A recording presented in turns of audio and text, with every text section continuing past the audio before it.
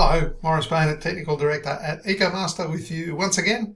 And today I want to talk pipe penetrations.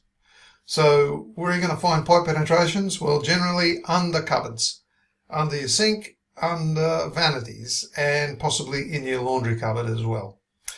Here we are under a bathroom vanity, and we can see here that we've got three massive penetrations through the bottom of the cupboard. These are actually really big. So how could we treat these? Well, the traditional household way to treat these is to stuff them with steel wool. And that's reasonably effective at keeping the rodents out.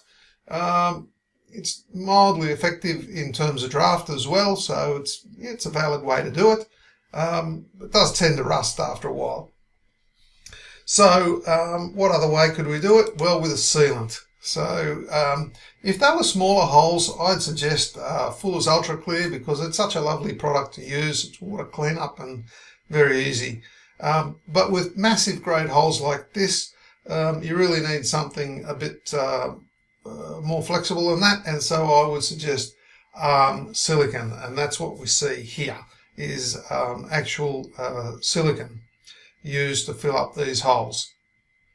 They've been trimmed very nicely, and how's that done? Well, that's done with a silicone spreader, one of these. You can see they're not very expensive, and so they can just go around and clean up. You'd need some tissues or some newspaper to wipe it on, and there you have it.